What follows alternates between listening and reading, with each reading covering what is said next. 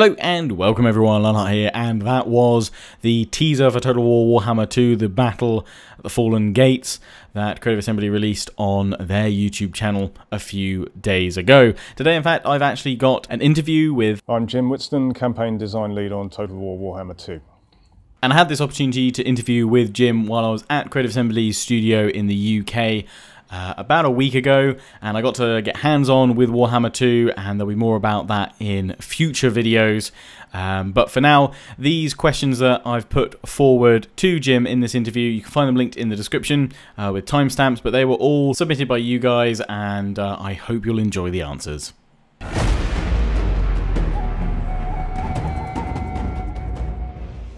Yeah, I mean, multiplayer, new options for multiplayer is something we always look at from project to project. It comes down to a matter of time, really. Obviously, the core game has got to be the main focus, getting that right.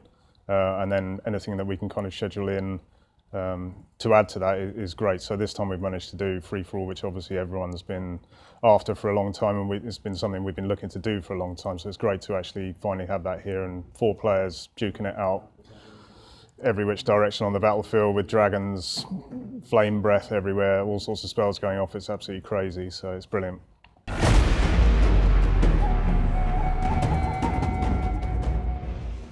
Dragons, obviously the High Elves have got access to dragons on the mainland of Ulthuan. There's several different types of dragons they've got there. Which, you know, people can read about in the army books, star dragons and sun dragons, all this kind of thing, and they're very powerful units in their own right. And you can also, characters such as Malekith have got a black dragon mount that he can ride, so a combination of a character and a dragon is extremely potent in battle. And obviously when you add that, the prospect of breath weapon attacks to that, you know, really does get very spectacular indeed. So a dragon can kind of fly around as normal. You can engage in melee attacks. The character on the back can cast spells, use missile weapons if they've got one available, and so on. Or you can access a breath weapon which will target a certain area on the battlefield, has a cooldown and so on. So yeah.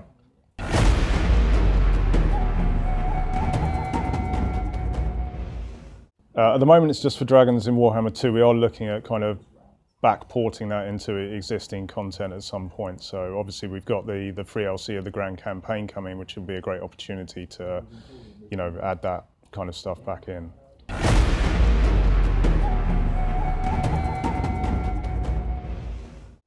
Well, in terms of new options in diplomacy, the word tweaks is the right word. So it's kind of setting up the diplomacy settings between the factions as you would expect from the lore. So we do have a new feature with the High Elves, because obviously they're quite crafty and political in everything that they do, where you can use a thing called influence to influence the relationship between factions. So you can actually make 2 factions fall out with each other, or make them more friendly to yourself or towards another faction, and that's just a great way of, you know, it's another set of levers that you can kind of toy with the AI factions and get them to kind of mold them to what you're trying to do strategically on the campaign. So.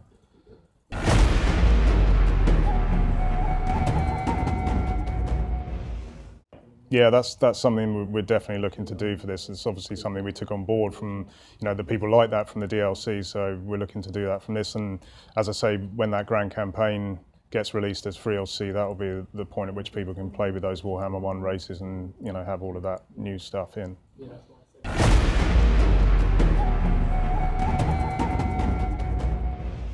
Yeah, well, obviously they're quite bestial in their nature. They've got the Slan at the top, who are more kind of thinking man's lizard, but the rest of them are quite dinosaur in their nature. So if you get them into combat, they can go a bit crazy. Stegodons and so on sometimes can kind of go out of control and go charging off, but often, you know, a good commander can actually make something of that. So there's often been battles where I've been involved in, where I've been lining up my line in, you know, the way that you'd usually expect to in a Total War game, and my Stegodon will go charging off because it's gone crazy, and I just think, well, what do I do here? Do I just write that unit off as dead, or do I follow him? And, you know, often if you follow him and try and back him up and stuff, it makes you fight the battle in a different way, and it can actually be quite successful.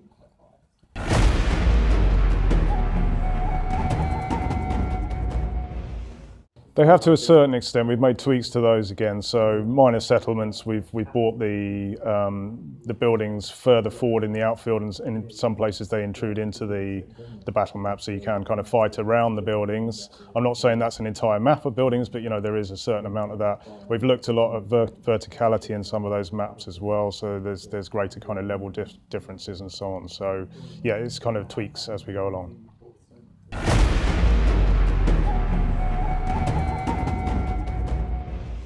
Yeah, it's kind of an ongoing balancing process. Obviously, we've got the Warhammer 1 races and the magical laws there to use as a yardstick for everything that we're doing in Warhammer 2.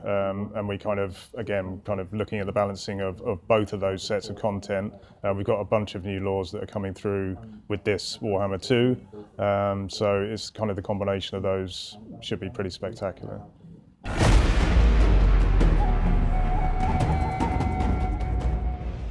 They've got a lot of access to magic. I wouldn't say every single law. Obviously, we have to kind of pace what we're doing in order to keep the quality levels there. So we've done as much as we can with this one, and perhaps in the future that will be added to it. As we introduce DLC, free LC, and obviously Total War Warhammer 3 will be coming in the future as well. So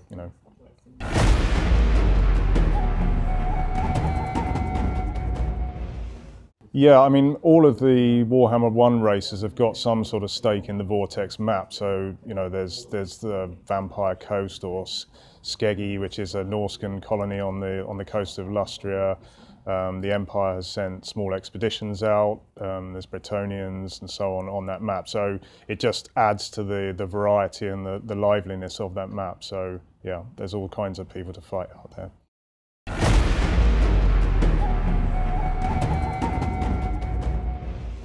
Yeah, well, the naval battles are auto-resolved. I mean, that was a decision that we took a while ago. Obviously, naval battles aren't a big part of the tabletop game, and we decided that our resources would be better targeted elsewhere to so that we could meet the scale of the content that we've got in front of us. But that's not to say there's no naval battles. There's auto-resolve, there's a lot of strategic manoeuvring and so on, and we've gone a long way to adding features so that all of those sea hexes that are out there aren't just going to be empty salty waste. There's storms rolling around there, there's reefs that have to be traversed, there's all kinds of encounters that you come across when you're at sea.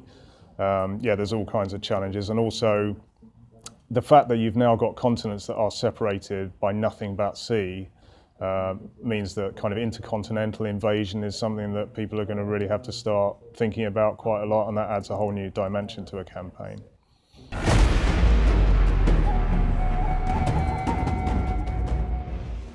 Well, there is the Vampire Coast. So this was kind of set up by a vampire that took over a ship a while ago. The ship ran ashore, the vampire having kind of taken over all the crew. So that is there. I'm not sure you're going to see zombies in pirate hats with wooden legs, but you can certainly fight undead in this area.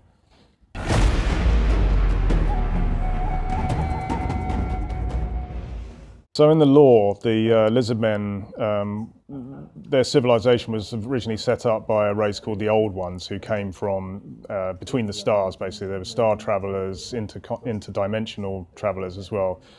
They set up the kind of Lizardmen to form the world in the way in which they saw. So as part of that, each of the temple cities that the Lizardmen set up were a nexus, a part of a network of ley lines that were channeling power between each of these settlements. And the Slan mage priests, who were in the kind of capsule on top of the temple, they were able to communicate over great distances. They were able to move continents and so on as part of this grand plan. And then the Old Ones disappeared, and part of that process, a lot of these temple cities got wrecked.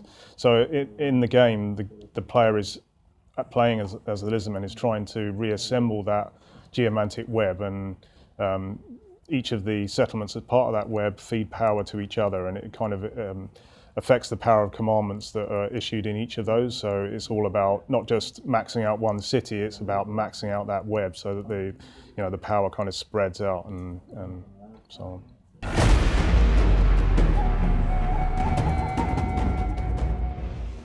Yeah, so in the co-op campaign, players will play as two factions, but a legendary lord within the same race. So Tyrion and Teclis can go buddy up and take on this great Vortex challenge. In the Versus campaign, it's player versus player for that Vortex challenge. None of the AI factions are actually engaged in that, so it really is just a man-on-man scrap for domination of the Vortex.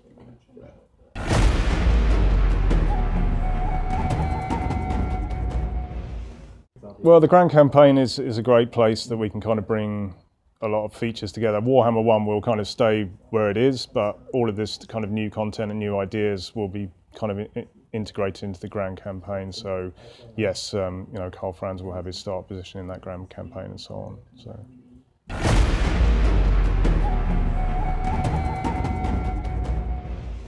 Yeah, that it is a challenge, you're right. It's something that we go into with our eyes open, and we always have done from the start. When we began the process of making this trilogy of games several years ago, sat down, read all the books, realised that there are big holes in some of the rosters and strengths and weaknesses to all of them. And the first temptation there is to fill some of those holes. So the vampire counts have no missile units. So you start thinking, well, should we do some skeleton archers or something like that to fill that gap? And then playing the tabletop game, you quickly realise that this is the charm of a lot of these races, that they do have strengths and weaknesses, and the fun is in learning new strategies to play around that. So we scheduled in plenty of time into the first game for that, and we've plenty of time in this game as well, which is what we're up to at the moment. We've kind of got good feedback from focus groups and so on to help us with that as well. So it's all been thought about, and it's what we're beavering away on at the moment.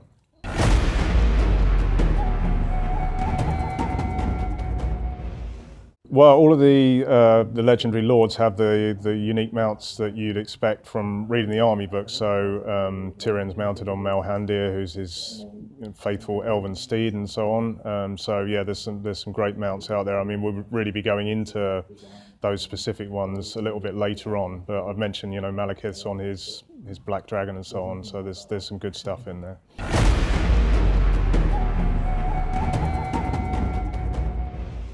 There are many different ways in which you can kind of approach the challenge of casting the rituals that you need to enforce your will on the Vortex. So you can do that by simple territory capture. So each settlement provides some of the resources you need to cast those rituals. You can gain those resources by other means, such as treasure hunting in ruins, doing missions. There's many, many different ways. So however the player wants to play the game, and it is a sandbox game, there's always a way that you can kind of work out to dig yourself out of a hole if you get behind in that race. So, yeah.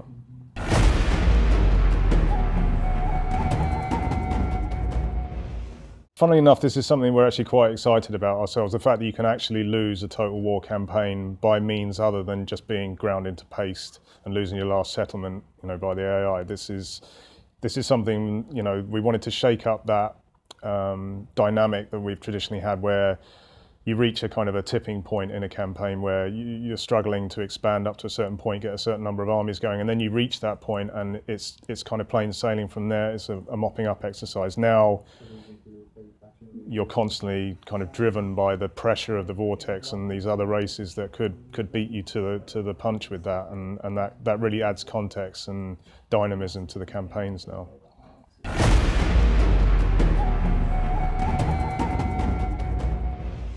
It's to do with not wanting to overload players with just too much stuff. We've got magic, we've got monsters with breath weapons, for instance, that the player will need to monitor and let off at the right time.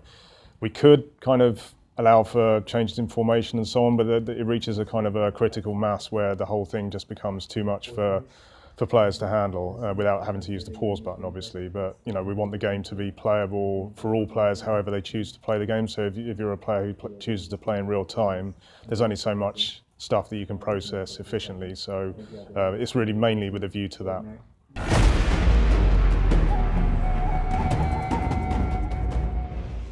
We try not to have total canned animations everywhere, because we found that was influencing the fluidity of the way that the battles played out. So now it's a kind of a mix and match system. So there are some really cool canned ones in there, though. I mean, Stegodons are my personal favourite at the moment, so you send them charging into the middle of the line, or they go charging in themselves because they're a bit crazy, and it's like a triceratops attacking 200 men or whatever. There's kind of tail swipes, there's horn swipes, and there's also a great one with the Carnosaur chucking someone up in the air and swallowing him. So that's look out for that one. That's great.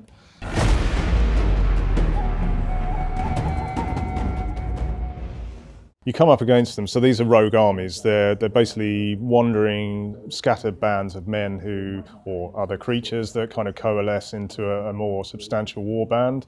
They traditionally turn up in the more kind of deserted regions, and their main kind of primary aim is to get a bit of strength together and then go and capture a ruins or a lightly defended settlement. And what you'll find in a campaign, over the course of a campaign, you'll have a front line, and then you will move out from that, and then you'll end up with a hinterland that you don't really need to worry about guarding too much. And what you'll find with these rogue armies, they'll be kind of sniffing around in those sorts of areas and making a nuisance of themselves, so you actually have to properly guard your territory now.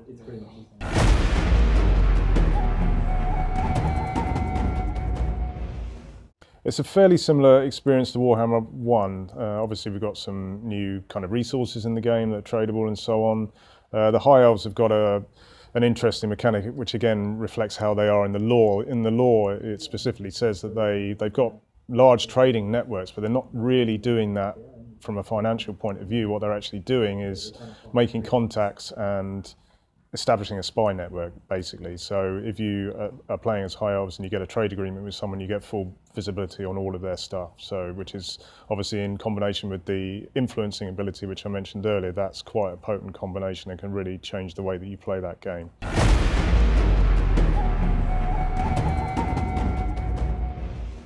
Where is Krell? Well, last I heard of him, he was under the ice somewhere, but you never know with Krell.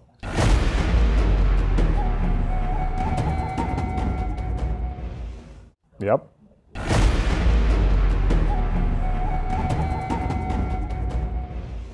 Skaven, I've heard of them, but people that talk about them tend to end up dead. Libraries burned down, stuff like that happens, so yeah, probably best not to talk about them too much.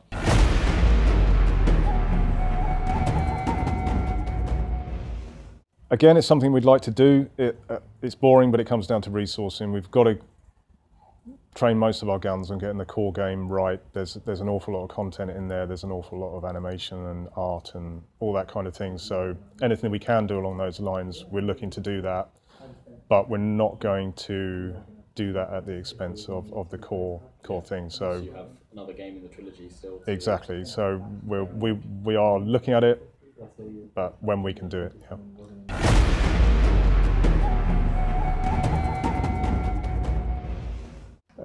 We're not planning any for the core Warhammer 2 release, but obviously we've got a lot of DLC and free DLC coming out afterwards, so it's basically just a case of watch this space and see. We've got a great lineup of stuff coming out.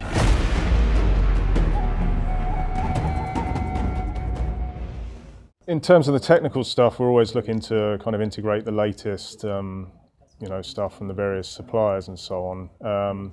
Graphically, the game is another step up, in my personal opinion, from Warhammer 1. Just, the environments are absolutely incredible, both on campaign and in the battle, and you would have seen that yourself with your play today. So, yes, we've got to keep the same kind of minimum spec so that all three games will hang together, and with that grand campaign that we're releasing for free. So, yeah, it's slow progression with that, really. Yeah.